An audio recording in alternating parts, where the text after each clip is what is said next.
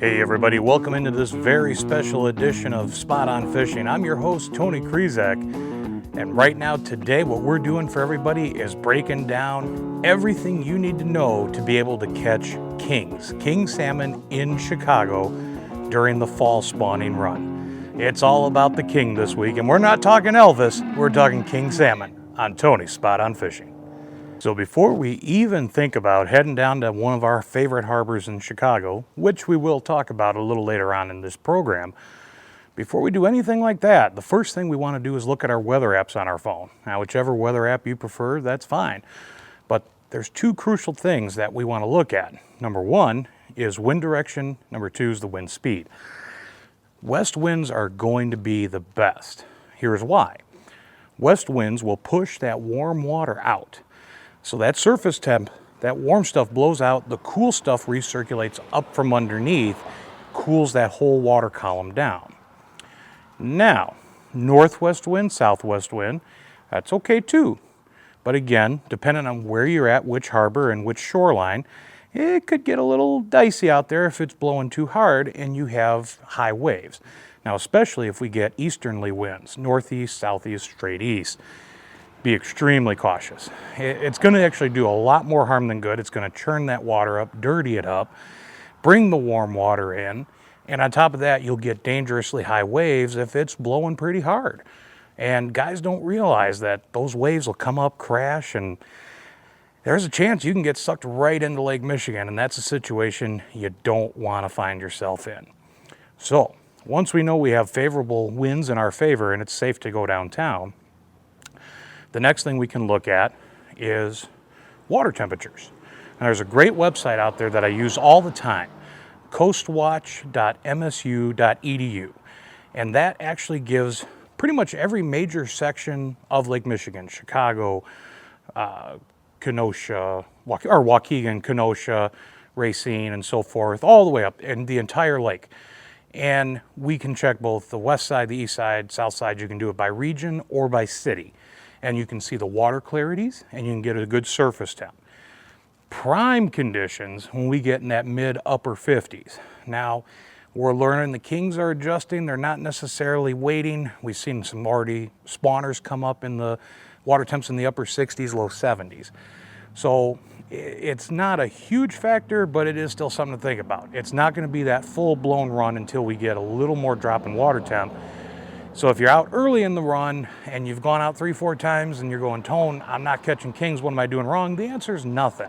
They're not super thick yet. So relax, calm down. It's going to get better as those water temperatures drop. And lastly, we want to talk about the moon phases. Now, we've learned over the years, this plays a huge factor in when those kings are going to be active. Throughout some of our king shows, you've noticed we've caught kings during the day. 2-3 o'clock in the afternoon. Sometimes we're catching them at night in our programming. We really find that that activity level on the solar lunar charts really coincides with when those kings are going to actually be active. And that's probably when you'll see them jumping the most. The females will jump to loosen those eggs up. That's why they're jumping. And that's also when they're going to be moving the most and cruising, coming in, heading down towards the mouths of the harbors. So, we prefer the app IsoLunar. That's actually, I believe it is available for across a couple platforms. I could be wrong on that, but that is the one that we personally run. And you can see there, it actually shows you the peak major windows and the minor windows. And those are the time frames that you're going to have your best shot at catching a king. Now, we've caught them outside of the windows, absolutely.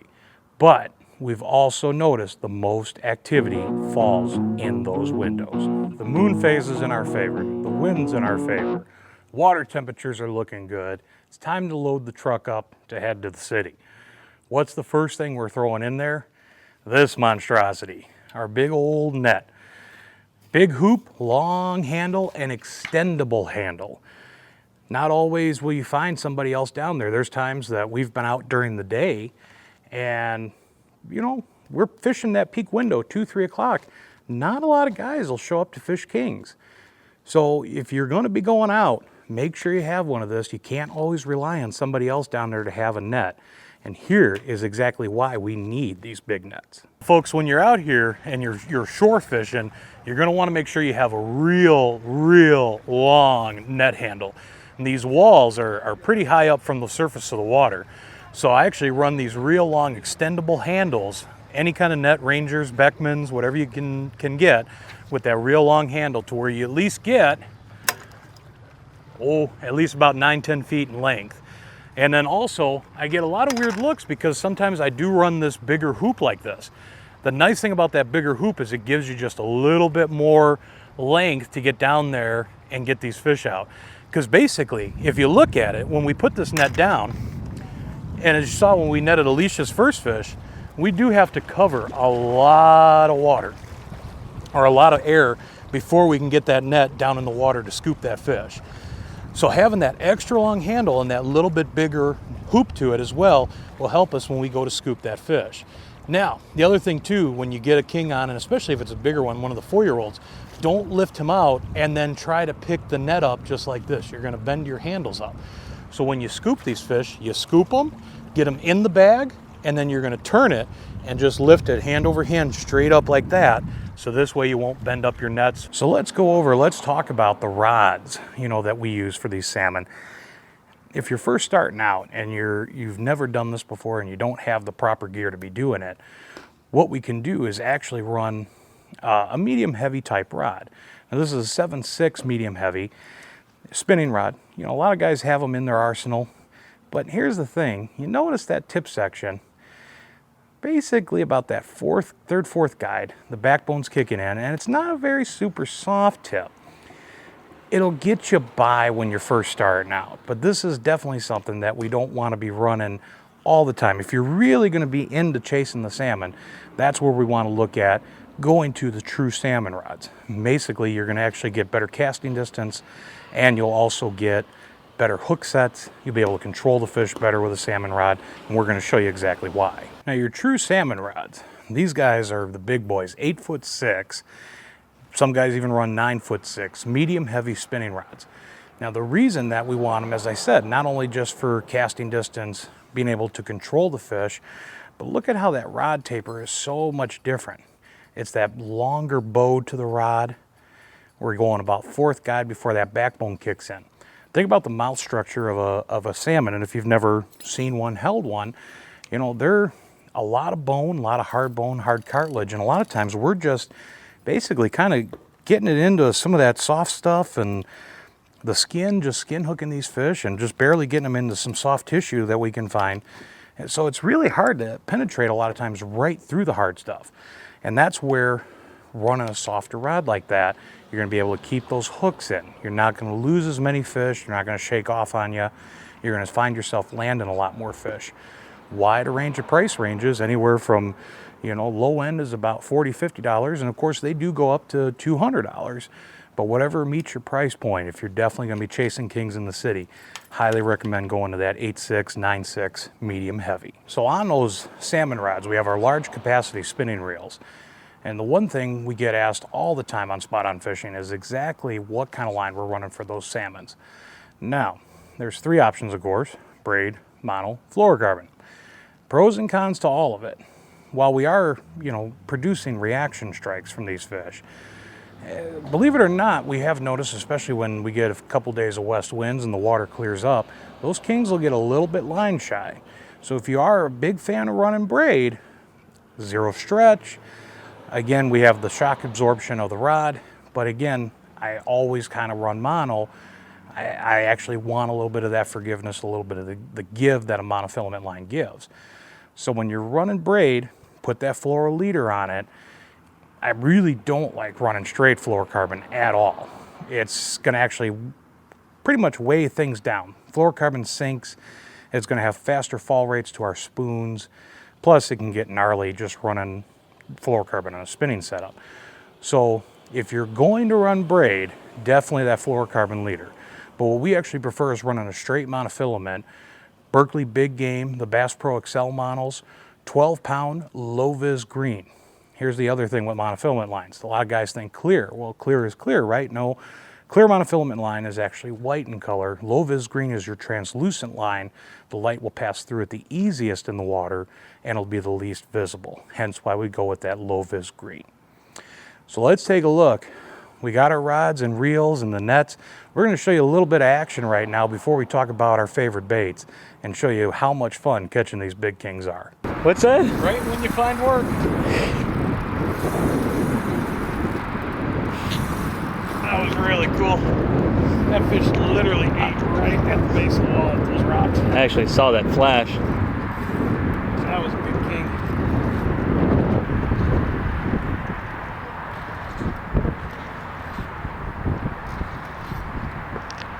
These kings, when they fight, you just never know where they're going to go. It's literally like a rodeo. You can see that fish. I got a fairly tight drag, and that thing is just screaming. Literally, the only advice I can give you on these fish, pick up line when you can, and just hang on for the rodeo.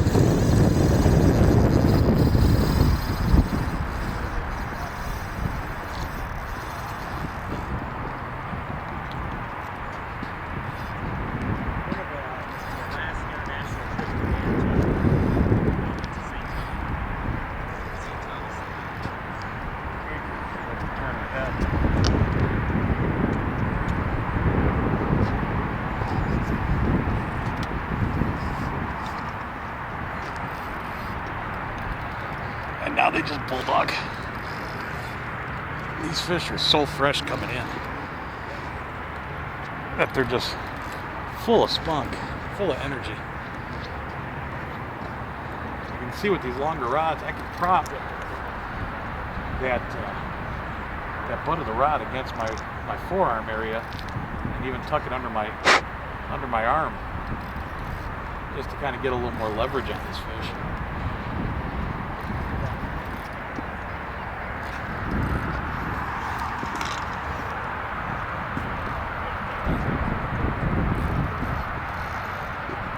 She's deep still, huh? Yeah. Oh yeah. Deep and out. There she goes. She's coming up. She just surfaced. Yeah, you just gotta keep tension on these fish. Gain line when you can. You never know which direction they're gonna go. She's a brute. That is a big one.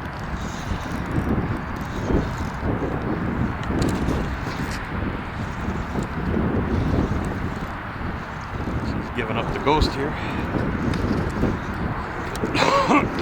Still throwing blue? Yep, that's that blue and silver 3/4 ounce KO wobbler. Guess what this camera guy's going to? She hit that right on the rocks. I could see it. Yeah. There she is.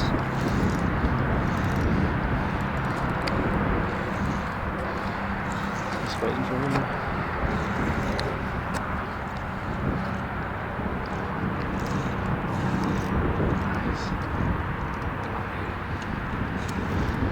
All right, you ready? There we go, ladies and gents. Woo!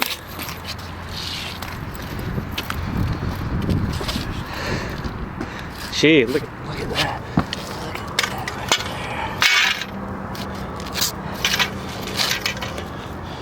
there. That is a nice chunker. That is a fatty. I tell you, I'm a die-hard muskie guy, but catching kings like this, if I could do this all year, man, I don't know if I'd chase muskies. These things are fun. Pure power, speed, muscle, and they're tasty too. So you've seen our top 5s. We've done about salmon crankbaits, salmon spoons, and of course just all around top 5, our favorite salmon baits. So we're not gonna really go well in depth on baits right here, right now. We just want to talk about the 3 mainstays, a spoon and a couple crankbaits. Our favorite spoon, of course, the 3/4 ounce KO wobbler. When that sun is out, we do very well with the blue chrome, green chrome, and even that gold and orange. But once the sun's gone, we go over to that glow-in-the-dark patterns. Blue glow, the green glow, perfect baits. We can attach it either directly with a swivel using the split ring, or we use a snap swivel. Big key though, of course, running a ball bearing swivel, be it a ball bearing snap swivel or just a straight up ball bearing swivel. As you're fishing that spoon, that thing's dancing. Every once in a while, it's gonna roll over on itself. And if it doesn't have the freedom to do that, it's just going to twist your line up. So that's why those ball bearings are really going to help save you there. Our two favorite crankbaits, the first we're going to talk about is a deep diving crankbait, the Reef Runner, the 800 series. Has good diving depth to it, 3 sets of treble hooks. During the daytime hours, we'll run like a Fire Tiger or even anything bright, anything chartreusey and blues, oranges, anything that's very gaudy. We love to, again, we're just trying to get a reaction strike from these fish. They're not really feeding at this point. They're focusing on spawning. So it's just to anger them, frustrate them, upset them, and get that aggression strike from these kings. At nighttime, they produce a couple colors that are in a glow pattern, and those glow series ones, the Globy especially, we can light up, the belly glows, fantastic in the nighttime situations. And finally, our favorite crankbait probably of all time down there is from Storm, the Mag Wart. Now, unfortunately, they don't produce any glow-in-the-dark patterns, but that's not really a big deal. Fire Tiger or even like a orange craw pattern, rusty craw pattern, all those will work fairly well. It's high vibration, a lot of sound off those rattles, and even at night, doesn't have to be a glow. It's that sound and vibration will produce those strikes we're looking for. And that's why those are really the top 3 to make sure you have on hand when you're fishing Chicago Kings. Now the next thing we want to talk about after we've caught a couple kings with our spoons and our crankbaits, and hopefully we've caught a couple females and we're able to save some of that eggs or the spawn. And what we want to run then for that spawn when we're fishing that, it's a much different setup and it's a very specific setup. And this is the one time where there's really no switching to a different type rod. It's got to be a spawn rod, in my opinion, for you to truly be successful out there. The tapers on these rods are extremely soft, but yet still have that backbone. They basically just arc themselves. Let me get in the shot here. These long arcing rods like this, and essentially what it does, we're using small hooks, those octopus style hooks from Gamakatsu. And again, we just want to be able to keep them buttoned up, and a rod like this is going to absorb a lot of shock. Now guys get a little freaked out if they're not used to seeing this. Most of these spawn type rods are listed as ultralight, light, medium light. Much different tapers than your traditional panfish rods that are going to be in those same weight classes. So it's a very specific setup. Lighter line, 8-pound test mono. If you're really getting line shy, we can run fluoro leaders with it. That's not a problem. Or if you're really gutsy, and we've done it a couple times, we've gone down to 6. But some of the bigger kings, that's even rough. So 8-pound is a good starting point when we're fishing the spawn. And right now, we want to show you how we fish spawn, exactly how we prepare it. We use fresh skein. We don't like to use the cures or scents or anything like that. So here is exactly how we can cut it to fish it, save it, and also the rig that we use to fish that spawn. Now the eggs have been laid out here, and I'm going to show you exactly how we're going to cut these things. We're going to keep them inside the skein, and that's this membrane like here that's actually keeping the eggs together. Now when those females, you'll see them jumping when they're in the harbors, and what they're doing is busting this skein up so the eggs are going to be loose, and then they can drop them a lot easier. But we want to keep them in the skein because we're not curing these eggs. So we're going to actually utilize that skein to our advantage to keep the egg clusters together. Now when we cut them, we don't want to go too big but not too small either. Just like a ping pong ball or golf ball sized chunk, just like so. And you can see a couple will fall out here and there, but mostly that skein will keep that cluster together for us.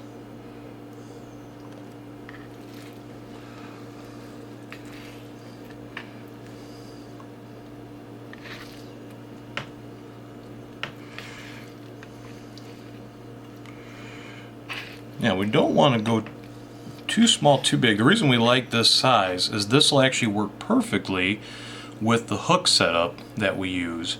It's a little bit different, a little bit gnarly in comparison to how you may run them if you were running a skein, or if you were running rather a cured skein, or if you were going to do a net on them, a spawn net setup. So we'll show you that in just a second, but let's go ahead and get all these cut up here for you. So now that we have our egg clusters cut into chunks here. What we're going to do is go ahead and bag them up. Now, I only like to put maybe about 5 or 6 egg clusters into each bag.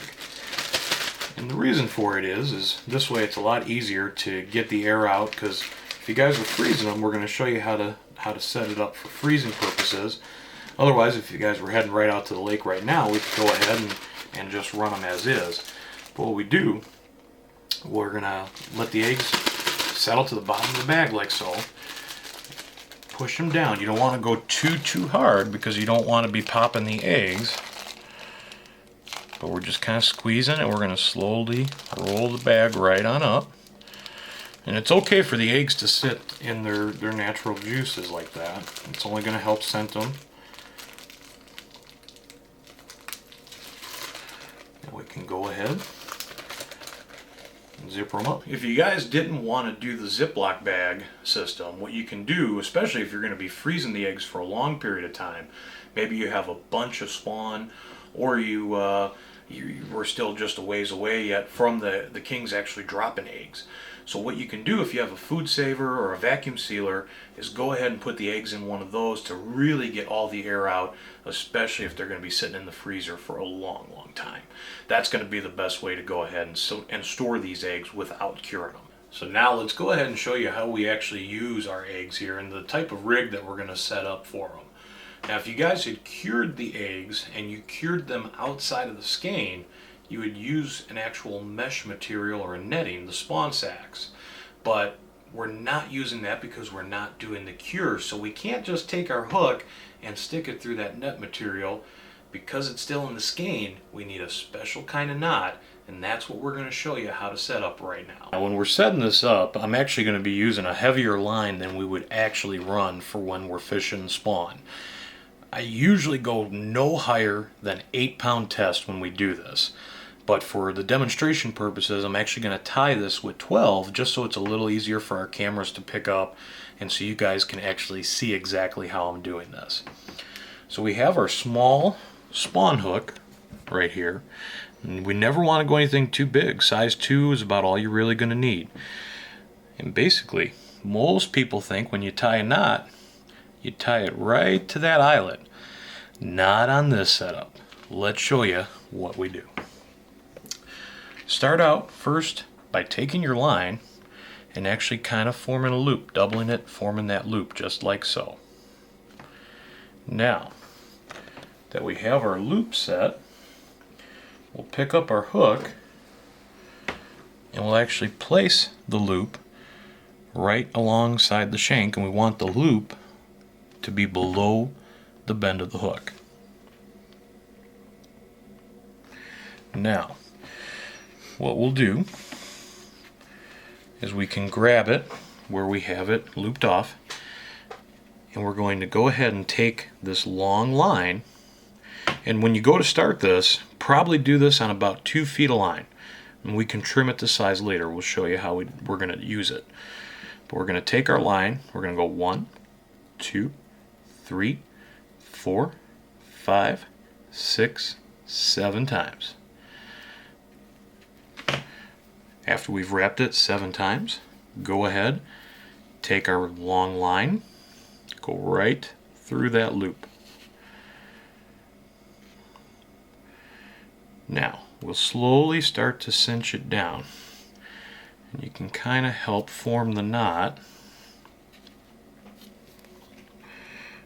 Just kind of pushing everything into place, just like so. So we've actually tied that on the bend of the hook. Now, when we go to actually set it, we want to make sure that our tag line is on the bottom. And now we can go ahead and give it a good tug. Make sure it's nice and tight.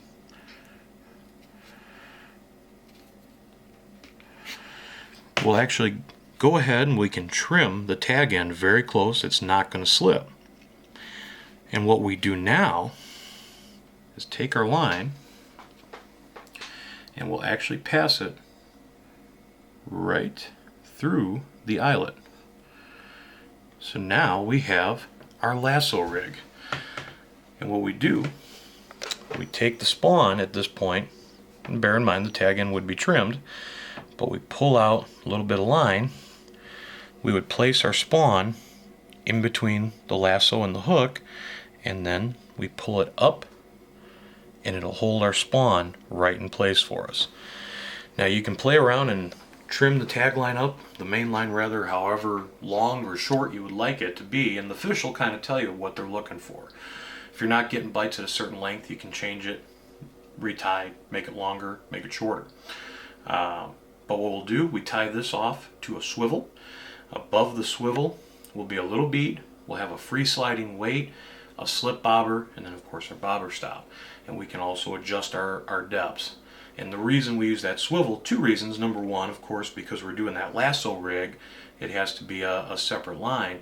But also, the weight being above on the swivel will now allow the currents to bounce our spawn around naturally. Now, as promised, ladies and gentlemen, we're going to actually talk about and break down our favorite spots. We're going to pick our top 3 harbors that you should be fishing in the city of Chicago for these king salmon. The first harbor we're going to talk about is Montrose Harbor. Now, Montrose Harbor, there's a handful of areas highlighted in yellow here for you. The first is on the far top of the screen to the north, and that is called the Horseshoe. And that'll give you the access to a little bit deeper water than pretty much anywhere else shorebound. Also, just before you enter that path of the Horseshoe to get out to it, there's a nice deep hole there off of adjacent flat, and those kings will tend to stage in there once in a while. Also a good spot for some steelhead and browns as well.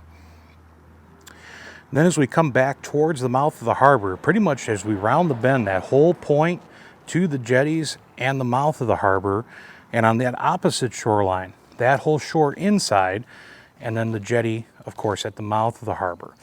Now, one big thing when you're inside, that's pretty much where we're going to be running that spawn. You know, especially if there's still boats in there, they really don't like you casting inside there. So pitching the slip bobber with the spawn is your best option.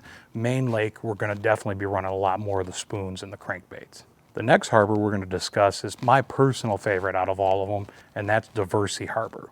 Now, Diversey is very easy to fish, lakeside, harborside. That mouth area of the harbor can be very good, especially as it almost acts as a staging area. There's water coming in and out from underneath that bridge. So it's always a good area, especially just slightly later into the run to try.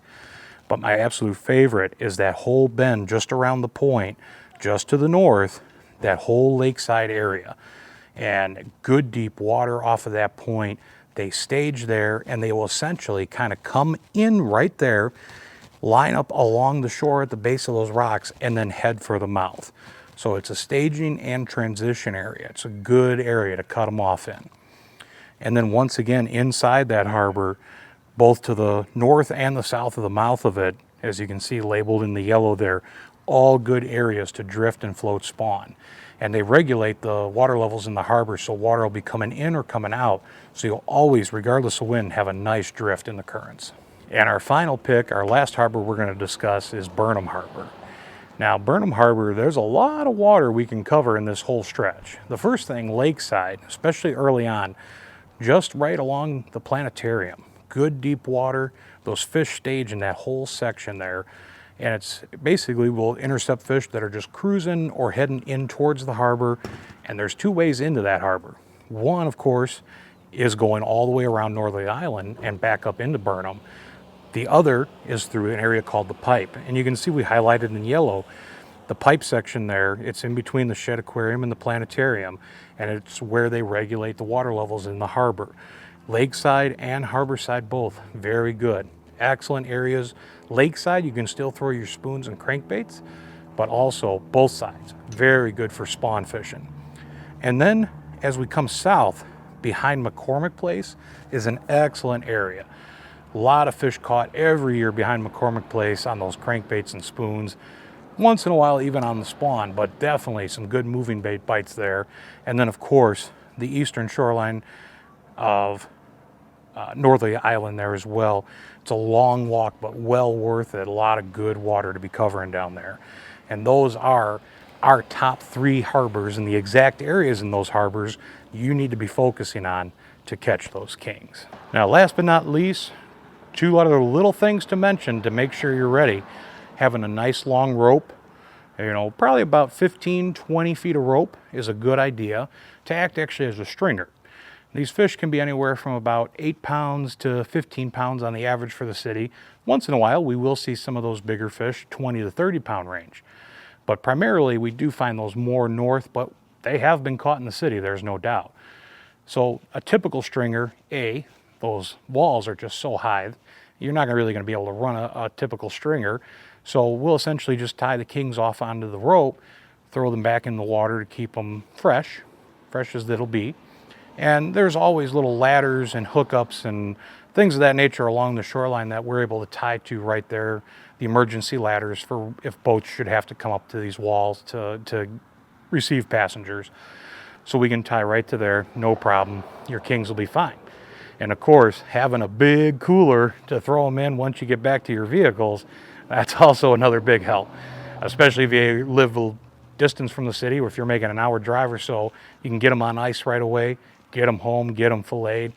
Oh man, nothing like fresh king salmon. That is some tasty stuff. So there you have it, ladies and gentlemen. That is exactly what you need to be doing in Chicago, Illinois, fishing the harbors from shore for these Lake Michigan king salmon. We wanted to basically break everything down for you and show you exactly what you need to do. You stick to that game plan, you will be successful out there. Good luck to everybody, and of course, if there's any questions, we're always willing to help. Shoot us a line in the comments below, and also the products talked about in this show today will be available, the links for those products, in our Amazon account. You can help support Spot On Fishing by purchasing through the Amazon account so we can keep bringing you great programming each and every week. Once again, ladies and gentlemen, my name is Tony Krizek. We'll see you again on Tony's Spot On Fishing.